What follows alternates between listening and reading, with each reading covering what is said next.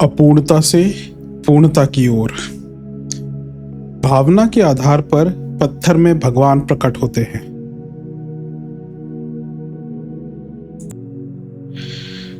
भावना के आधार पर पत्थर में भगवान प्रकट होते हैं। इस जड़ जगत में चेतन का साधारण स्वरूप तो वह है जिसके अनुसार जीव जन्मते, मरते, सोते जागते, खाते पीते और अपनी यात्रा पूरी करते हैं, पर उनका विशिष्ट स्वरूप भावना में ही सन्निहित है।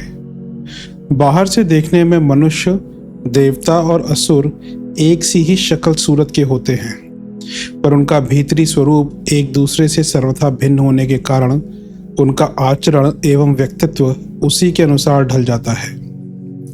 ब्राह्म जीवन में मनुष्य जैसा भी कुछ दिखता है, वस्तुतः वह उसके आंतरिक स्वरूप का प्रतिबिंब मात्र ही होता है।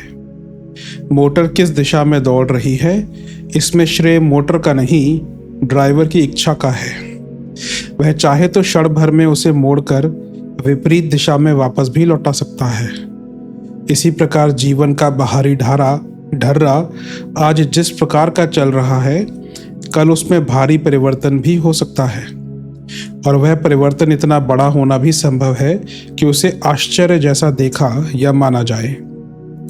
वाल्मीकि और उंगलीमाल जैसे भयंकर डाकू क्षण भर में परिवर्तित होकर इतिहास प्रसिद्ध संत बन गए। गणिका और अम्बपाली जैसी वीरांगनाओं को सती साध्वी का प्रातः स्मरणीय स्वरूप ग्रहण करते देर न लगी। विश्वामित्र और भर्तृहरि जैसे विलासी राजा उच्च कोटि के योगी बन गए। नृशंस अशोक बौद्ध धर्म का महान प्रचारक बना। तुलसीदास और सूरदास की कामुकता का भक्ति भावना में परिणत हो जाना प्रसिद्ध है। विशिष्ट लोगों के इस प्रकार के असंख्य चरित्र इतिहास के पृष्ठों पर पढ़े जा सकते हैं। छोटी श्रेणी में छोटे मोटे आश्चर्यजनक परिवर्तन नित्य ही देखने को मिल सकते हैं। इससे स्पष्ट है कि जीवन का बाहरी ढर्रा जो चिर प्रयत्न से बना हुआ होता है, विचारों में, भावनाओं में परिवर्तन आते ही बदल जाता है। मित्र को शत्रु बनते, शत्रु को मित्र रूप में परिणत होते, दुष्ट को संत बनते, संत को दुष्टता पर उतरते, कंजूस को उदार, उदार को कंजूस, विषयी को तपस्वी, तपस्वी को विषयी बनते देर नहीं लगती। आलसी उद्योगी बनते हैं और उद्योगी आलस्यग्रस्त होकर दिन बिताते हैं। दुर्गुणियों में सद्गुण बढ़ते और सद्गुणियों में दुर्गुण उपजते देर नहीं लगती। यह जादू जैसे हेरफेर आए दिन मनुष्यों के जीवन में होते रहते हैं। इसका एकमात्र कारण इतना ही है कि उनकी विचारधारा बदल गई, भावनाओं में परिवर्तन हो गया। भीतरी आस्थाओं, विश्वासों, मान्यताओं एवं आकांक्षाओं में यदि थोड़ा हेरफेर होता है तो उसकी छाया बाहरी जीवन में तुरंत दिखाई देने लगती है। संसार का जो भी भला बुरा स्वरूप हमें दृष्टिगोचर हो रहा है, समाज में जो कुछ भी शुभ अशुभ दिखाई पड़ रहा है, व्यक्ति के जीवन में जो कुछ उत्कृष्ट निकृष्ट है, उसका मूल कारण उसकी अंतःस्थिति ही होती है। धनी, निर्धन, स्वस्थ, निरोग, अकाल मृत्यु, दीर्घ जीवन, संत असंत, मूर्ख विद्वान, घृणित प्रतिष्ठित, सफल असफल का बाहरी अंतर देखकर उसके व्यक्तित्व का मूल्यांकन किया जाता है। पर लोग यह भूल जाते हैं कि यह बाहरी भली बुरी परिस्थितियां और कुछ नहीं, मनुष्य के मनोबल, आस्था और अंतः प्रेरणाओं की प्रतीक हैं। भाग्य भी यदि कुछ करता होगा तो निश्चय ही उसे पहले मनुष्य की मनोरुचि में ही प्रवेश करना पड़ता होगा। जिसकी अंतः गतिविधियां सही दिशा में चलने लगी, उसके लिए अभीष्ट दिशा में सफलता ही मिलने वाली है। किंतु जिसका मानसिक स्तर चंचलता, अवसाद, अविश्वास, आलस्य, आवेश, दैन्य आदि दोषों से दूषित हो रहा है, उसे अच्छी परिस्थितियां और अच्छे साधन उपलब्ध होने पर भी दुर्गति का ही सामना करना पड़ेगा। सौभाग्य और दुर्भाग्य यूं दैवी अनुग्रह एवं कोप का, प्रारब्ध भोगों का परिणाम दिखाई पड़ता है। पर गंभीरता से विचार करने पर इसी परिणाम पर पहुंचना पड़ता है कि यह सब केवल हमारी आंतरिक उत्कृष्ट और निकृष्ट परिस्थितियों का ही परिणाम है। यदा कदा अपवाद स्वरूप कभी कभी इसमें ऐसे विपरीत उदाहरण भी देखे जाते हैं जब सुव्यवस्थित व्यक्तित्व वाले व्यक्ति भी आपत्तियों में फंसते और अस्त व्यस्त लोग मौज मारते रहते हैं। इसमें भी उनका कोई गुप्त दोष ही कारण रहता है। अच्छे समझे जाने वाले व्यक्ति अधिकांश अच्छाइयों के होते हुए भी कुछ दोष अपने में छिपाए रहते हैं।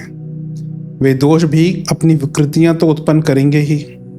समझा यह जाता है कि यह आपत्ति अच्छाइयों के कारण आई, पर वस्तुतः वह उनकी किन्हीं भूलों एवं त्रुटियों का ही परिणाम होता है। इसी प्रकार कई बुरे समझे जाने वाले व्यक्ति भी कुछ लाभ एवं सफलताएं उठाते हैं। वह भी उनकी किन्हीं इच्छाओं का ही प्रतिफल होता है। सत्यवादी और ब्रह्मचारी व्यक्ति यदि क्रोधी स्वभाव का है तो उसके प्रति लोग विरोध एवं द्वेष रख रहे होंगे। सत्यवादिता को इसके लिए दोष नहीं दिया जाना चाहिए। इसी प्रकार कोई डाकू लूट का माल ले आता है और इसमें उसके साहस को ही श्रेय मिलेगा। सत्यवादिता का शुभ और डकैती का अशुभ फल तो समयानुसार उन्हें मिलेगा ही, पर सज्जन में जो थोड़ा दोष और दुर्जन में जो थोड़ा गुण था उसका भी तो बुरा भला फल उन्हें मिलना चाहिए। यह कहना उचित नहीं है कि डकैती में धन मिलता है। डकैती तो समाज में घृणा, परलोक में नरक और राजदंड में जेल का ही परिणाम उत्पन्न करती है। जो लाभ मिला वह तो उसके निरोग शरीर, मनोबल, दुस्साहस, सतर्कता, मुस्तैदी, निशानेबाजी, चतुरता आदि अनेक गुणों का ही प्रतिफल मात्र था। यह कहना उचित नहीं कि इस कलयुग में सज्जन घाटे में और दुर्जन लाभ में रहते हैं। सनातन नियमों में कोई परिवर्तन नहीं हो सकता। सत्य और तथ्य देश, काल, पात्र का अंतर किए बिना सदा सुस्थिर और अक्षुण्ण ही रहते हैं। सन्मार्ग पर चलने वाले की सद्गति और कुमार्ग पर चलने वाले की दुर्गति होने की सच्चाई में कभी कभी किसी प्रकार भी अंतर नहीं आ सकता। कलयुग सतयुग की कोई बाधा इन सत्यों को झुठला नहीं सकती है। सूर्य सदा से गर्मी और प्रकाश का केंद्र रहा है। जल सदा ही प्रवाही और शीतल माना जाता है। परिस्थितिवश थोड़ा अंतर कभी पड़ जाए तो यह दूसरी बात है, पर उनके मूल स्वरूप में स्थायी अंतर नहीं आ सकता। इसी प्रकार श्रेष्ठता के सत्परिणाम और दुष्टता के दुष्परिणामों के अतिरिक्त और किसी भिन्नता की कल्पना भी नहीं की जा सकती। ये अटल तथ्य सूर्य और चंद्रमा की तरह अपने अपने स्थान पर अडिग बने रहेंगे। अध्यात्म का मूल्यांकन किसी कर्मकांड, आवरण, आडंबर या दृश्य से नहीं किया जा सकता। वह तो विशुद्ध रूप से एक आंतरिक स्थिति है जिसकी विचारणा और मान्यता उच्च आदर्शों पर अवलंबित है। वस्तुतः वही आध्यात्मवादी है जो स्वार्थ, लालच, वासना और विलास को पृथक रखकर सोचता है।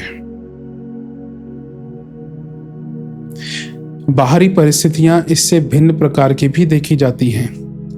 कई ढोंगी धर्मध्वजी लोग दूसरों को ठगने के लिए धर्मात्मा का आडंबर ओढ़े बैठे रहते हैं और उसी प्रदर्शन से भोले लोगों को ठगते रहते हैं। साधु का वेश धारण किए कितने ही दुरात्मा लोग धन और माल की लूट मचाते हैं। बेचारे सरल स्वभाव वाले व्यक्ति उनके आडंबर को ही साधुता का प्रमाण मानकर अपनी गांठ कटवाने रहते हैं। इसी तरह ऐसा भी देखा जाता है कि साधारण गृहस्थ जैसा कार्यक्रम अपनाए हुए सादा और सरल जीवन व्यतीत करने वाले व्यक्ति अत्यंत उच्च कोटि की भूमिका में जागृत रहते हुए संत, ऋषि, महामानव, देवदूत, जीवन मुक्त एवं नर नारायण जैसा व्यक्तित्व बनाए रहने में समर्थ होते हैं। कई व्यक्तियों को छोटी सी सरल पूजा विधि उत्कृष्ट भावनाओं से ओतप्रोत होने के कारण महान तपश्चर्या जैसा लाभ देती है, और कई कष्ट साध्य योगाभ्यास करने वाले विरक्त वनवासी भी भावना के अभाव में केवल लकीर ही पीटते रहते हैं। भूसा कूटने की तरह उनके हाथ लगता कुछ नहीं। कर्मकांड की उपयोगिता तभी है जब उसके साथ भावना का समुचित सम्मिश्रण हो। इसके बिना वह सारा क्रियाकलाप एक विडंबना मात्र बनकर रह जाता है। गुरुजनों के श्रद्धापूर्वक चरण स्पर्श और लकीर पीटने की तरह पैर छू लेने की क्रिया समान होते हुए भी उसका प्रतिफल आकाश पताल जैसा भिन्न होता है। गंगा स्नान, देव पूजन, श्रद्धा, दान, पुण्य, व्रत, उपवास, जप, तप, हवन, तर्पण, त्योहार, संस्कार आदि धर्म कृत्यों के साथ जितनी उच्च स्तरीय भावना जुड़ी होगी, उसी अनुपात से उनका शुभ संस्कार अंतःकरण पर जमेगा और आत्मिक विकास में ये क्रियाएं उतनी ही सहायक होंगी। यदि बेगार भुगतने की तरह एवं क्रीड़ा कौतुक या चिन्ह पूजा की भांति इन्हें निपटाया जाए तो दूसरों की दृष्टि में धर्मात्मा समझे जाने के मिथ्या दोष का लाभ भले ही मिल जाए, वस्तुतः इनसे कोई आध्यात्मिक प्रयोजन की सिद्धि नहीं होगी। अध्यात्म की एक शब्द में यदि व्याख्या की जाए तो उसे उत्कृष्ट भावना कहा जा सकता है, जिसके मस्तिष्क, मन, अंतःकरण में उच्च आदर्शवादी भावनाएं उठती रहती हैं। जो अपना जीवन आदर्श की दिशा में मोड़ रहा है उसे आध्यात्मवादी कहा जा सकता है। शुभ कर्म इसके लिए एक श्रेष्ठ साधन है। उनके माध्यम से भावनाएं कार्यान्वित होने पर संस्कार रूप धारण करती हैं और स्वभाव में सम्मिलित होकर मनोभूमि में परिपक्वता एवं स्थिरता का रूप ग्रहण करती हैं। इसलिए शुभ कर्म अध्यात्म की प्राप्ति के लिए एक आवश्यक अंग माने गए हैं। धर्म कृत्यों की प्रशंसा एवं उपयोगिता इसी दृष्टि से है, पर यदि शुभ कर्म परंपरा की पूर्ति या भौतिक उद्देश्यों की पूर्ति के लिए किया जाए तो वह आध्यात्मिक प्रगति में विशेष सहायक ना हो सकेगा। यूं शुभ कर्मों के सहारे ही आध्यात्मिक प्रगति का मार्ग खुलता है, पर यह स्मरणीय है कि भावनाओं के जागरण की उपेक्षा की गई, उनका अभाव बना रहा तो फिर बड़े बड़े कर्मकांड भी जीवन लक्ष्य की पूर्ति के लिए कुछ विशेष सहायक ना हो सकेंगे।